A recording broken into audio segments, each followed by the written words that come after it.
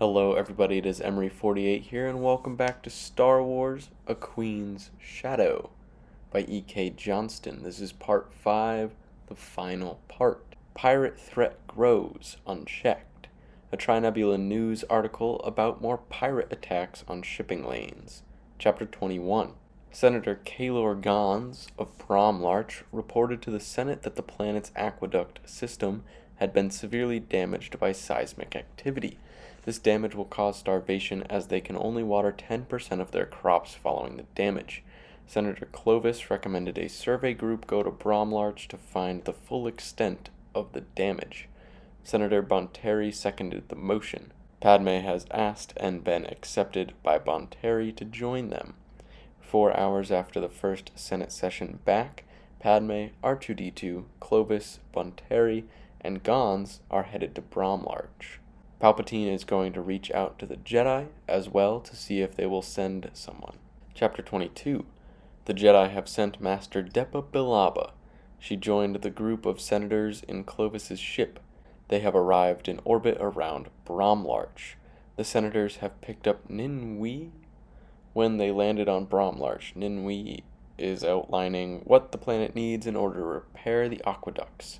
The main material they are in need of is permacrete, which is a committee Padme is a part of, specifically the transportation of construction materials.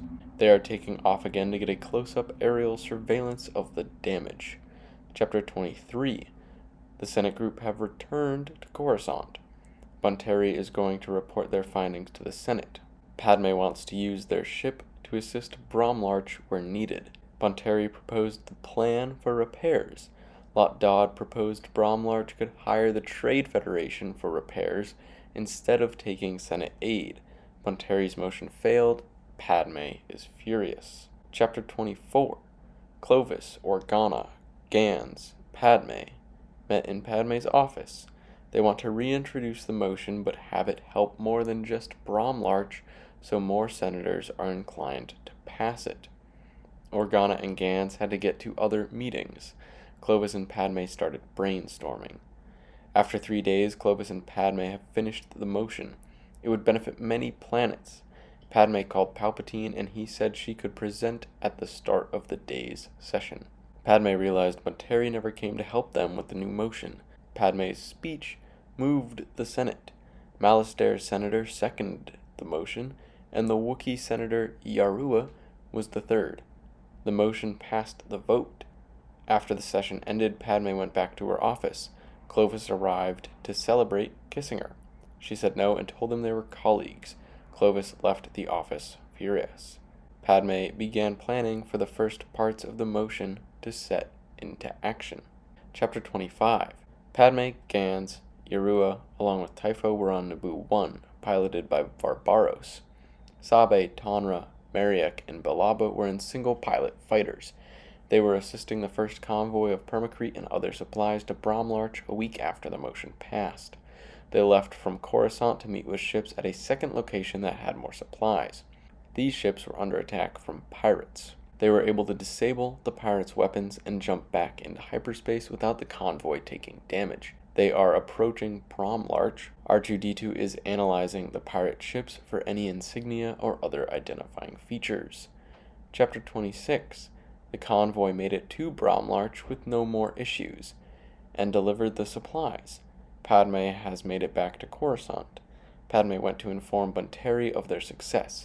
She was on a holo call with an ominous figure. This is not the first time Padme has seen her talking to this figure. Bonteri seemed rattled. After Padme told her Bromlarch had received the supplies, Bonteri went into her office and closed the door. Palpatine met Padme at her office when she returned with very cryptic kind of positive messages.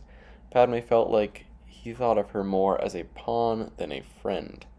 Sabe came running into the apartment unannounced after Padme returned from the Senate. Newt Gunray has been pronounced not guilty and has put a large price on Padme's head. Epilogue. The epilogue jumps into the future. It starts with Padme's funeral. The whole planet mourning their loss. Queen and Senator. Seo Bibble has retired. Quarsh Panaka was appointed leader of Naboo by Emperor Palpatine. Typho and Mariek were not with him when he addressed the planet. Sabe is talking with Tanra. She thinks Corday, Verse, Obi-Wan, Master Bilaba, and Anakin Skywalker are dead. She is probably correct on account of Corday and Verse. I assume Master Bilaba died during Order 66. Senator Organa called Sabe as she and Tanra were preparing to head back to Coruscant to find out how Padme had died and everything had gone so wrong. That is the end of Part 5 and the book Queen's Shadow. The Bromlarch situation was an interesting one, but there was still tension at the end of the part. So it is all leading up to the Clone Wars. I really enjoyed the insight the epilogue gave, although it is kind of unfortunate that those 6 pages were probably the best pages in the whole book. Overall, I would say I still enjoyed the book and I just wanted more. So this will not challenge other books as my favorite, even in the series of the Queen books, which there is another one of later on in the timeline. Hopefully that one will resolve who these pirates have been, and other tensions going on, but my guess is it's leading up to the Clone Wars. With all of the buildup and tension in this book, I am excited to continue through the timelines. Thank you everyone so much for watching, and I hope you have a wonderful rest of your day.